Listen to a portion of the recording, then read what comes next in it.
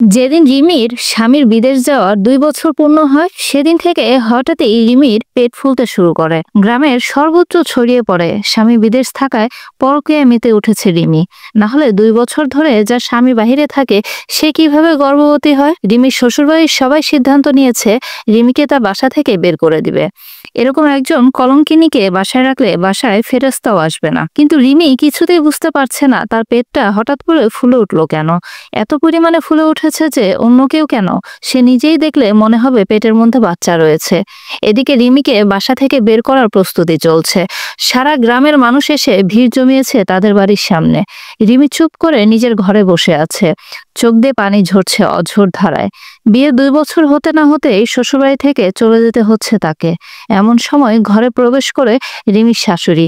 তিনি রিমির সামনে এসে দাঁড়িয়ে সপটে থাপ্পড় চালিয়ে দেন রিমির গালে। রিমি বিন্দুমাত্র অবাক হয় না। তার শাশুড়ি বলতে শুরু করে, তোকে যে এখনো এই বাড়িতে রেখেছি এটা তোর চান কপাল। ছি, আমার ছেলেটা তোকে বিশ্বাস করে বাসায় রেখে গিয়েছে, আর তুই ব্যবসা খুলে বসেছিস।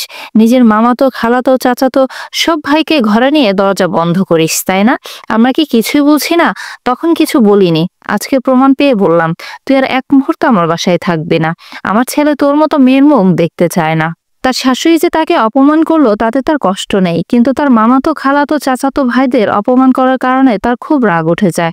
বহু কষ্টে রাগটাকে দমন করে চিল্লিয়ে কান্না করতে করতে বলে, আজকে বের করে দিলেন আমার কথা না শুনে, তবে যেদিন প্রমাণ করতে পারবো এই অপবাদটা আপনারা ভুল মানুষকে দিয়েছেন সেদিন আমি আর এই বাড়িতে থাকবো না, মনে রাখবেন। এই কথা বলে কান্না করতে করতে বাসা থেকে বের হয়ে আসে রিমি। ঠোঁট ফেটে রক্ত পড়ছে। বাড়ির আঙিনায় সব মানুষের ভিড় ঠেলে কান্না করতে করতে বের হয়ে আসে রিমি। হাঁটতে শুরু করে অজানা উদ্দেশ্যে। তার পিছন পিছনে হাঁটছে কৌতূহলী বালকের দল। তারা রিমির দিকে তাকাচ্ছে আর পেছন পেছন হাঁটছে। এক পর্যায়ে তারা রিমির পেছন পেছন চলা বাদ দিয়ে দেয়। রিমি হাঁটতেই থাকে। নিজের বাসায় যে যাবে তার ভাড়াটাও তার কাছে নেই। বাসায় যেই বা কি করবে, বাবা মায়ের বোঝা হতে চায় না সে। রিমি কান্না করছে আর হাঁটছে। সে যে ডাক্তারের কাছে যাবে তারও কোনো টাকা নেই তার কাছে, অথচ তার এখন ডাক্তারকে দেখানো সবচেয়ে বেশি জরুরি। তার পেটটা জানান দিচ্ছে যে বিপুল পরিমাণে খিদা লেগেছে। হাত পা জানান দিচ্ছে আমরা সব ক্লান্ত। রিমি তবুও হাঁটতেই থাকে। সন্ধে নামছে পশ্চিম দিগন্তে। রাত নামার আগে তাকে নিরাপদ একটা জায়গা খুঁজে বের করতে হবে রাত্রি যাপনের জন্য। রিমি হাঁটতে হাঁটতে সামনে দেখতে পায় একটা বাসা, আর চারদিকে কোনো বাসা নেই। একটা ফাঁকা জায়গায় দাঁড়িয়ে আছে বাসাটা। অযত্নে অবহেলায় জসে পড়ার মতো অবস্থা। রিমির মনে বিরাজ করছে আরেকটা বিরাট বড় চিন্তা। কালকে তারা পিরিয়ডের ডেট রয়েছে। কি করবে সে কিছুই বুঝতে পারছে না। আপাতত পেটটাকে শান্ত করতে হবে, কিন্তু তার কাছে কোনো টাকা নেই। কিভাবে পেটকে শান্ত করবে? সে আস্তে আস্তে বাসাটার দিকে এগোতে থাকে। এক পর্যায়ে ভিতরে ঢুকে পড়ে। ভিতরে ঢুকে সে আজব কিছু জিনিস দেখতে পায়। অনেকগুলো কুকুর বাসা বেঁধেছে বাসাটায়। রিমি সেখানে একটা জায়গা খুঁজে পায় থাকার মতো। সিদ্ধান্ত নেয় সেখানেই রাত কাটাবে। এখন সমস্যা হলো কি খাবে। খাবারের জন্য ক্লান্ত শরীর নিয়ে বের হয় রিমি। মেইন রোড দিয়ে হাঁটতে শুরু করে। হঠাৎ পেছন থেকে তাকে ফেলে দেয় একটা গাড়ি। রিমি চটকে পড়ে যায় একদিকে। প্রচন্ড ব্যথা পায় সে। শরীরে বিভিন্ন অঙ্গ থেকে রক্ত বের হতে শুরু করে। গাড়িটা চলে গেছে সেখান থেকে। এমনিতে রিমি দুর্বল হয়ে আছে, তার উপর আবার অ্যাক্সিডেন্ট। আল্লাহ কি একদিনেই তাকে সব বিপদ দিচ্ছে? রিমি যে উঠে দাঁড়াবে তার শক্তিটাও তার নেই। বাধ্য হয়ে সেখানেই শুয়ে চোখের পানি ফেলতে শুরু করে। হঠাৎ সে তলপেটে ব্যথা অনুভব করে। বুঝতে পারছে পিরিয়ড শুরু হবে কিছুক্ষণ পরেই। রিমি রাস্তায় শুয়ে চোখের পানি ফেলছে। কেউ তাকে তোলার মতো নেই। তার নিজেরও ওঠার শক্তি নেই। কিছুক্ষণ শুয়ে থাকার পর তার সমস্ত শরীর চিনচিন করতে শুরু করে। মনে হয় সব রক্ত শেষ। রিমি বহু কষ্টে উঠে বসে, কিন্তু দাঁড়ানোর শক্তি নেই তার। রিমি উঠে বসে তাকিয়ে দেখে সমস্ত রাস্তায় তার রক্ত। হাতের কনুই ছিলে গেছে। ব্যথায় হাতটাও নড়াতে পারছে না সে। রিমি নীরবে চোখের পানি ফেলতে শুরু করে। হঠাৎ চোখ খুলে পাশে একটা লাঠি দেখতে পায়। সেটাতে ভর দিয়ে ওঠার চেষ্টা করলে প্রথমবার ব্যর্থ হয়, দ্বিতীয়বারই ব্যর্থ হয়। মনে পড়ে ছোটবেলার পড়া, রাজা রবার্ট ব্রুস 7বারের বার যুদ্ধ করে সফল হয়েছে। রিমি আবার চেষ্টা করে, এবার সফল হয় সে। সে মনে মনে বুঝতে পারে যে রবার্ট ব্রুসের চেয়ে সে এগিয়ে আছে। আস্তে আস্তে হাঁটতে শুরু করে সে। তাকে যেতে হবে রাত্রি যাপনের জন্য যে জায়গাটা দেখে রেখে এসেছে সেখানে। এত ব্যথা করছে যে ব্যথার কারণে খিদার কথা ভুলেই গেছে। এখনো রক্ত পড়া বন্ধ হয়নি। এক পর্যায়ে রিমি পৌঁছে যায় কাঙ্ক্ষিত সেই জায়গায়। আস্তে আস্তে বসে পড়ে সেখানে। বাসাটা ভালো থাকা অবস্থায় ওই জায়গাটা যে চিলেকোঠা ছিল সেটা বুঝতে অসুবিধা হয় না তার। রক্ত জমাট বেঁধেছে সমস্ত গায়ে, পরিষ্কার করারও ইচ্ছা যাচ্ছে না তার মনে। একদিকে প্রচন্ড ব্যথা, অন্যদিকে প্রচন্ড খিদা, অনুপস্থিত রয়েছে শুধু ঘুমটাই। তাই সে মনে মনে ঘুম ডাকতে শুরু করে।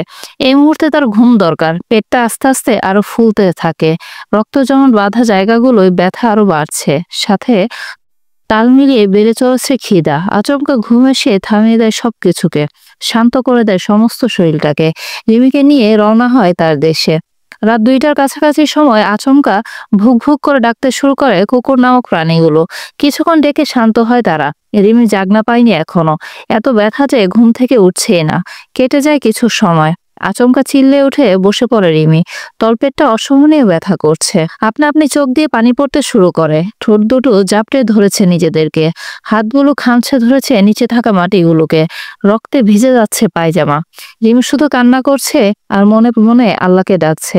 সব ব্যথা, অ্যাক্সিডেন্টের ব্যথা, পিরিয়ডের ব্যথা, শাশুড়ি থাপ্পড়ের ব্যথা যুক্ত হয়ে সমস্ত শরীর হুলস্থুল কাণ্ড শুরু করেছে। এক পর্যায়ে রিমি চিল্লিয়ে কান্না করতে থাকে, আর সহ্য করতে পারছে না ব্যথা। সৃষ্টিকর্তা কেন মেয়েদেরকে এতটা কষ্ট দেয় এই সময়গুলোতে? কিছুতেই সহ্য করতে পারছে না সে, চিল্লিয়ে চিল্লিয়ে কাঁদছে। কুকুরগুলো সামনে দাঁড়িয়ে দেখছে রিমির কাণ্ড কারখানা।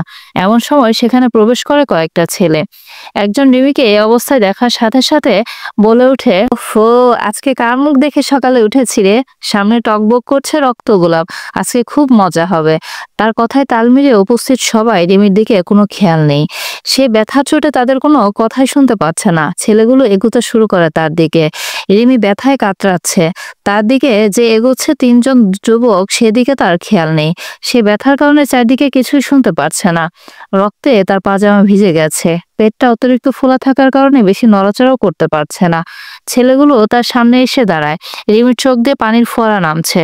রিমি চোখ খুলে সামনে তাকিয়ে এই চমকে ওঠে। মনের ভেতরে প্রবেশ করেছে ভয় নামক জিনিসটা। ছেলেগুলোর মধ্যে একজন বলে ওঠে, তোরা হাত দুটো ধর, আমি আগে কাজটা সেরে নিই। রক্ত গোলাপ, কতদিন থেকে এরকম ফুল দেখি না, আহারে। ছেলেগুলো নিজেদের মধ্যে আরো অশ্লীল ভাষায় কথা বলছিল। দুজন ছেলে এগিয়ে গিয়ে রিমির দুহাত চেপে ধরে। রিমি যে প্রতিরোধ করবে তারও উপায় নেই। কুকুরগুলো দাঁড়িয়ে দেখছে। রিমির কান্নার পরিমাণ মুহূর্তে দ্বিগুণ বৃদ্ধি পায়। আজ হয়তো নিজের সবটুকুই বিসর্জন দিতে হবে তাকে। একদিকে ব্যথা, অন্যদিকে তার সতীত্ব। ছেলে দুটো রিমির হাত দুটো চেপে ধরে, আর একজন ছেলে তার নিজের প্যান্টের বেল্ট খুলতে শুরু করে। রিমি কান্না করতে করতে চোখ বন্ধ করে ফেলে। চোখ বন্ধ করলেও পানি ঠিকই গড়িয়ে পড়ছে চোখ দিয়ে। সে কল্পনায় দেখতে পাচ্ছে ছেলেটা তার কাছে আসছে। হঠাৎ করে সবকিছু ওলটপালট হয়ে যায়। রিমির হাত দুটো ছেড়ে দেওয়া হয়েছে। সাথে সাথে চোখ খুলে ফেলে রিমি। দেখে অবাক করা একটা কাণ্ড। দুটো ছেলে প্রাণপণে ছুটছে, আর যে ছেলেটা প্যান্টের বেল্ট খুলছিল সেই ছেলেটা দৌড়েছিল, কয়েকটা কুকুরে ধাওয়া করেছে। তার অবস্থা হয়েছে দেখার মতো। রিমি তার চোখ বন্ধ করে সেখানে বসে আছে। কুকুরগুলো ছেলেটাকে কামড়ে শেষ করছে। এক পর্যায়ে ছেলেটা খুব জোরে চিল্লিয়ে ওঠে। রিমি কি মনে করে নিজের চোখটা খুলে ফেলে। চোখ খুলে বুঝতে পারে ভুল করেছে। লজ্জায় চোখ দুটো আবার বন্ধ করে নেয়। একটা কুকুর ছেলেটাকে কামড় দিয়েছে। ছেলেটা চিৎকার করে অজ্ঞান হয়ে গেছে। কুকুরগুলো এবার তাকে ছেড়ে দিয়ে নিজ নিজ আবাসনে চলে যায়। ছেলেটা অজ্ঞান হয়ে সেখানেই পড়ে থাকে। কিছুক্ষণ আগে রিমির যে পরিমাণ ব্যথা ছিল তা এখন নেই। এর কারণ কি হতে পারে তা রিমির অজানা। রিমি বুঝতে পারে এখানে থাকাটা নিরাপদ নয়। তার ওই দুইটি বন্ধু পর্যাপ্ত পরিমাণে প্রস্তুতি নিয়ে আবার আসতে পারে। একবার না হয় ভাগ্যের জোরে বেঁচেছে, কিন্তু পরের বার তো নাও বাঁচতে পারে। কিন্তু এত রাতে বাহিরে একটা মেয়ে, সেটা কি নিরাপদ? সে ভেবে পাচ্ছে না কি করবে। শেষ পর্যন্ত সিদ্ধান্ত নিয়ে নেয় এখানে নয়, বাহিরে গিয়ে একটা জায়গা খুঁজে আজকে রাতটা কাটিয়ে দিবে। রিমি উঠে দাঁড়ানোর চেষ্টা করে, কিন্তু ব্যর্থ হয়। দ্বিতীয়বার চেষ্টা করেও ব্যর্থ হয়। আবার মনে পড়ে স্কটল্যান্ডের রাজা রবার্ট ব্রুসের কথা। এই লোকটার কথা বারবার মনে পড়ায় নিজের মনের উপর খানিকটা বিরক্ত হয় রিমি।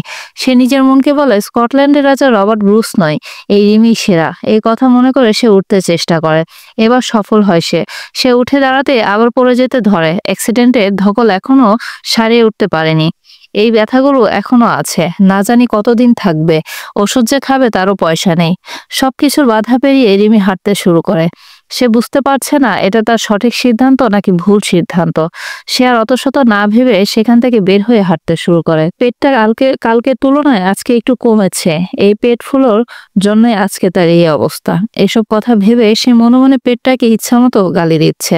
হাঁটতে হাঁটতে রিমি এসে দাঁড়ায় একটা শহীদ মিনারের সামনে। শহীদ মিনারের উপরে থাকা ঘড়িটার দিকে তাকিয়ে দেখে রাত তখন 3টা বাজে।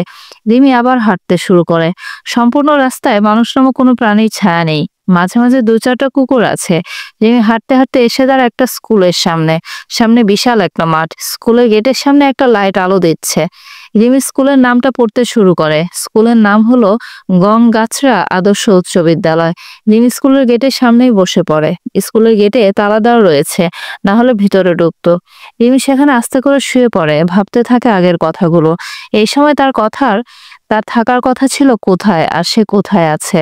তার বাবা মা যার সাথে বিয়ে দিয়েছে সে একজন প্রবাসী। রিমি সেটা জানে না, জানলে হয়তো বিয়েই করতো না। আজকে তার স্বামী তার পাশে থাকলে এইসব কিছু হতো না। এক পর্যায়ে রিমি সেখানেই ঘুমিয়ে পড়ে। এক ঘুমে রাত পার হয়, রাতে আর কোনো রকমের সমস্যা হয় না। আসসালামু আলাইকুম, কেমন আছেন সবাই? এতক্ষণ যে গল্পটি শুনলেন এটি একটি আপুর জীবনের গল্প। গল্পটি প্রথম পর্ব আপনাদের সাথে শেয়ার করলাম, ভালো লাগলে অবশ্যই জানাবেন, পরবর্তী পর্বগুলো শেয়ার করব। আর আগের গল্পটির নতুন পর্ব এখন আমি হাতে পাইনি, যখনই পাবো তখনই অবশ্যই আপনাদের সাথে শেয়ার করব। ভালো থাকবেন, কেমন?